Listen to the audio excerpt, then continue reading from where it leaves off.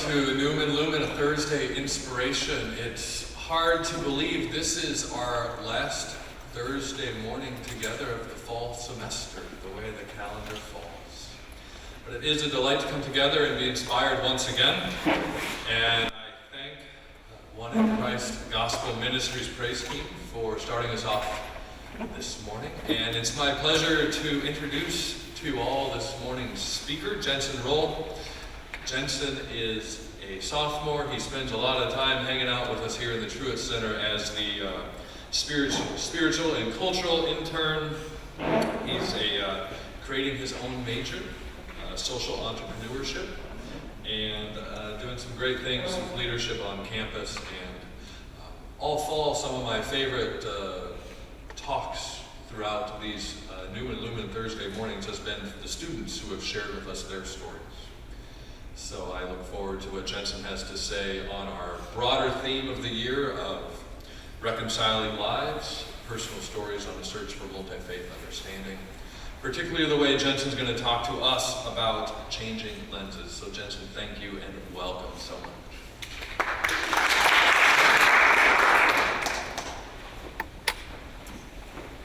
Good morning.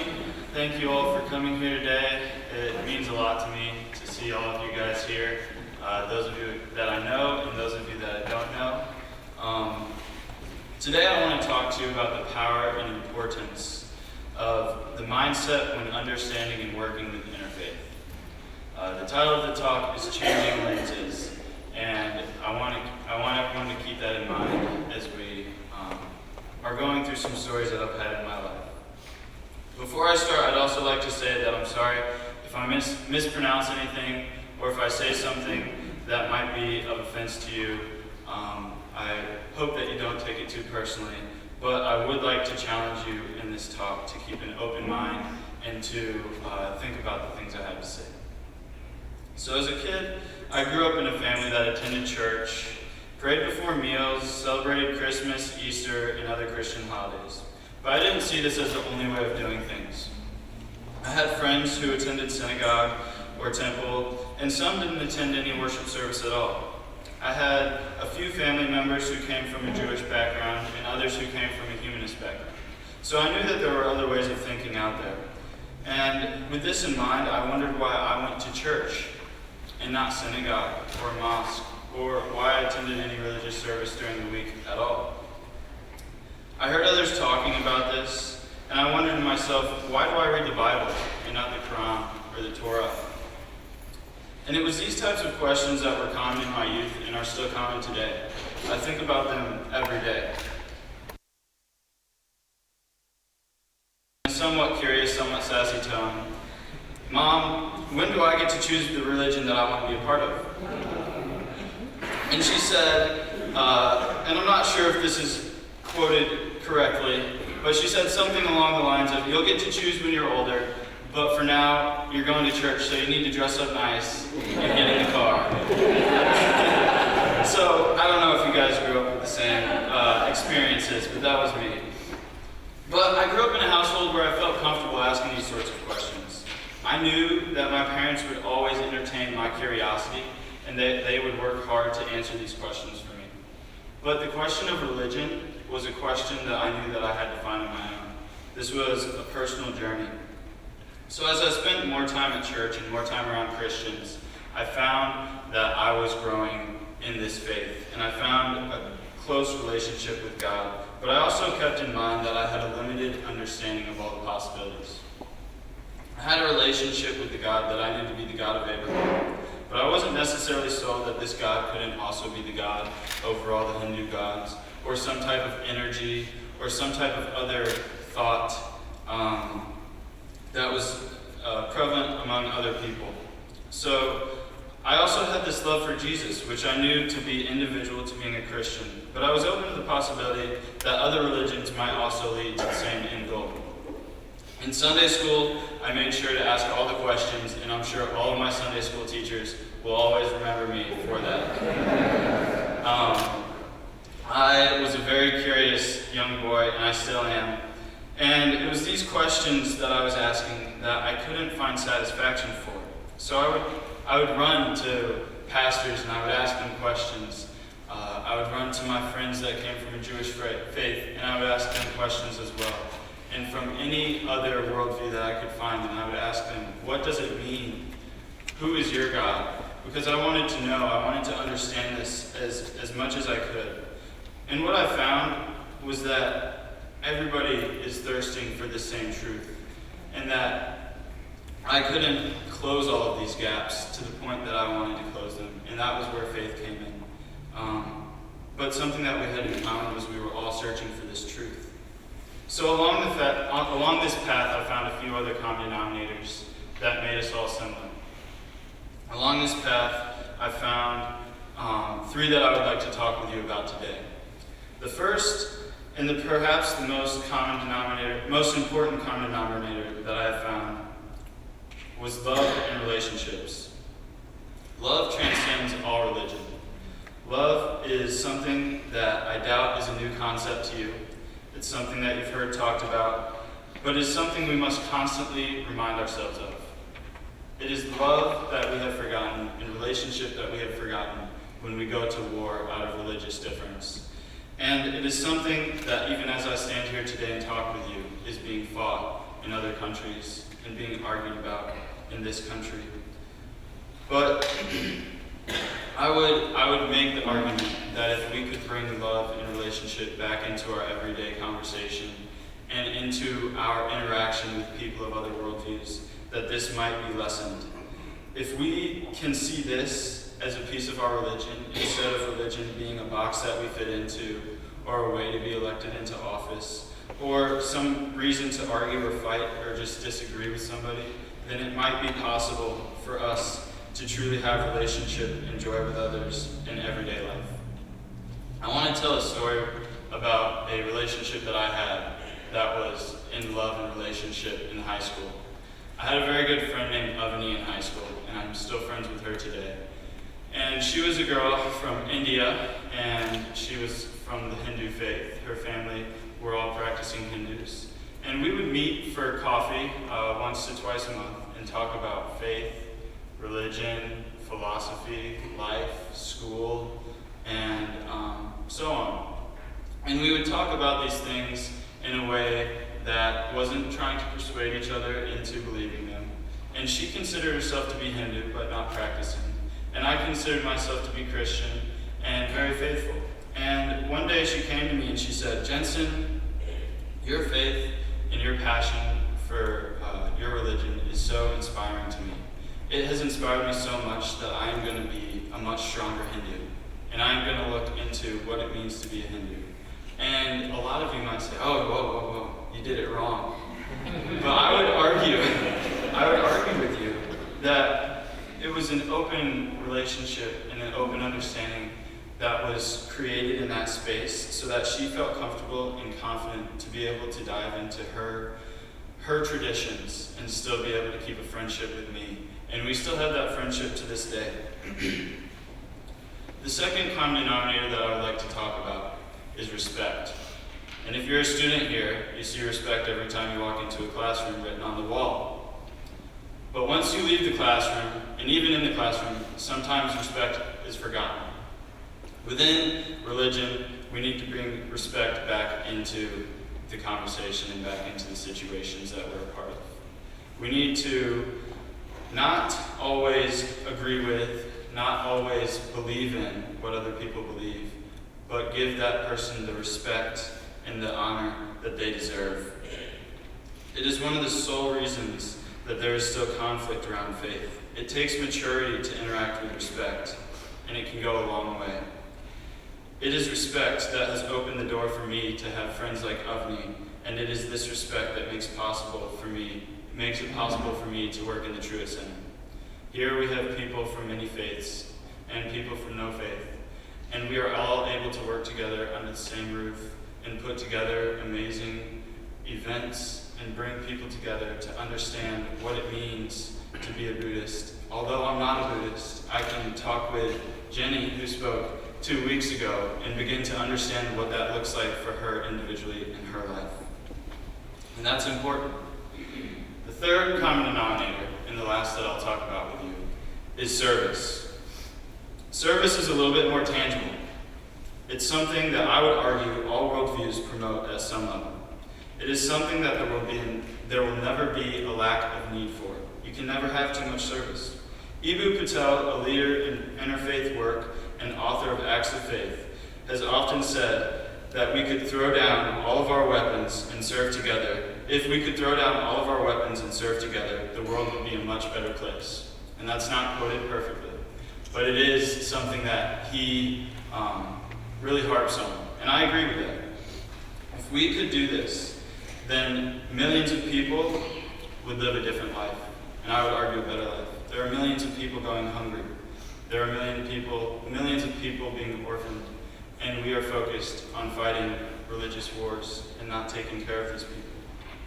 I would also say that it is not only the weapons of mass destruction and weapons, physical weapons, that we must throw down, but also the things that we say to one another.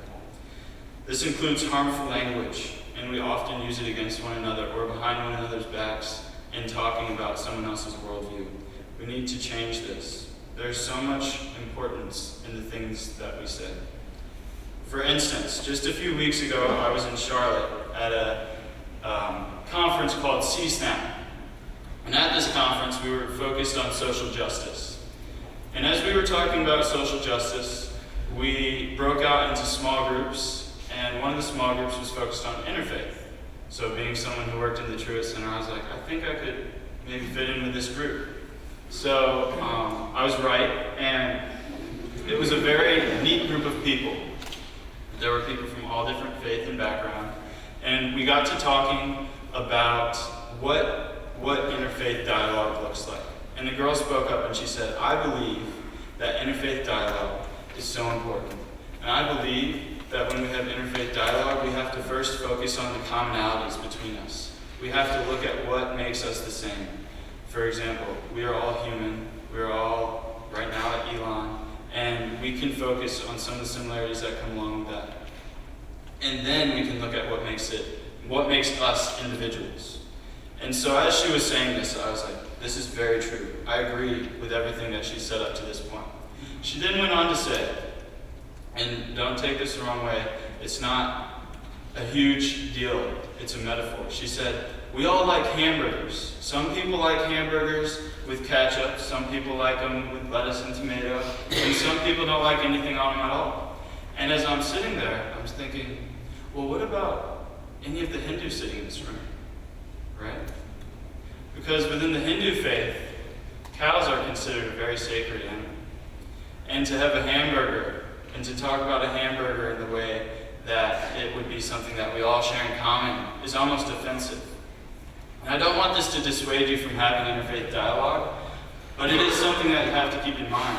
To say that, and to bring Hindus into the conversation, trying to say something like that, can be very difficult because they've already found that you might not understand their faith fully. And I think that's accepted. We enter into interfaith dialogue knowing that we don't know everything and that we can learn from other people. And so there's forgiveness that you have to have in these dialogues, but at the same time, be conscious of how someone else might perceive what you say. So how does this tie back to service, you might be asking yourself? Well, you see, in serving, you must ask yourself, why is it that I serve? This is an important question that will be answered differently by different people. And especially when you're serving together in an interfaith or a group of people from different worldviews, you're going to run into people that think differently from you. In this experience, you should be able to articulate your own motivation for serving and to be able to help other people understand that motivation, while at the same time having respect for their motivations, even if you don't agree with them. For example, if we were all in this room to serve together, we should all be able to share with one another. The reason that I'm here serving with you is because X, Y, and Z. And although we don't all have the same faith, we can all come together to make this project happen, and that's okay, and that's good. So at this time, I would like to ask everybody in this room to close their eyes. I would like you to envision a circumstance in which you could serve with others outside of your own worldview. I would like you to think to yourself what this might look like. consider the questions you might have. Is this right? Am I comfortable? Am I positively impacting others? Now I hope when it comes, you can open your eyes. I hope when it comes to answering the first question of am I right, you can answer yes. Or is this right? You can answer yes. And I hope when you answer the question of am I positively impacting others, you can answer yes. But I hope when you're answering the question of am I comfortable, the answer for you is no. Because this shouldn't feel comfortable. This is a challenging thing to do.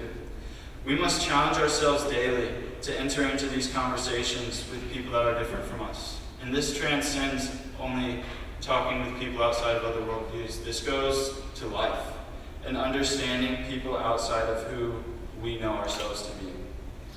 We must let ourselves be pushed. And for those of us with faith, this can help us to strengthen our faith. For those of us without faith, this can help us to strengthen and dig down into what that means for us. I believe that this is not something when we enter into faith, when we enter into service, with other people. I believe this is something that should always be a positive. And if it's ever a negative, then I would argue with you that it's not the group you're serving with, but the type and the way that you are serving. So that's what needs to be looked at. So I want to start wrapping things up before I begin to ramble. Now I will end with saying that I am a very strong Christian who believes that Jesus died to save us from our sins and rose from the dead. And I stand here before you today, someone who is very curious and very excited to interact with people of all worldviews. I mention this to express to you that I can be very convicted, that you can be very convicted in your beliefs and still be a part of interfaith. I mention this because I know others who also identify similarly to myself and use that as an excuse or a reason not to enter into interfaith. I say this because I have been in the seat listening to someone like myself and saying, I'm not sure if that's biblical. I would encourage you to make sure you're correct in that conviction.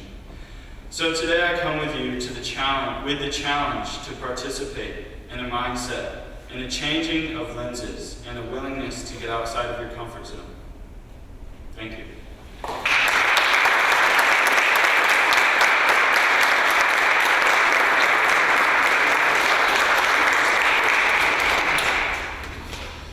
Well, on behalf of all of us, I certainly thank you, Jensen, for inspiring us this morning and helping us to think and be challenged and go home with a whole lot of questions inside of myself and leave this place for the day with those questions.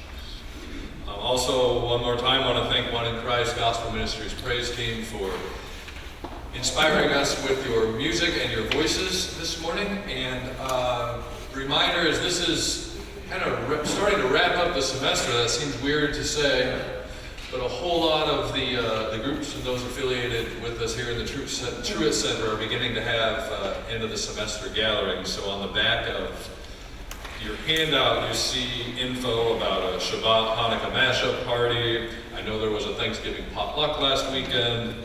Information on a Moravian Love Feast and candle service. The Holiday Festival of Lights coming up. All sorts of stuff. So check out the website if you want more information, or come and talk with us and chat with us. Also want to say welcome to the Life at Elon folks who graced us with your presence this morning. And thank you all again for being here. Reminder, there is coffee and other things to eat when we're done here. Back to you all. Thank you everyone for being here.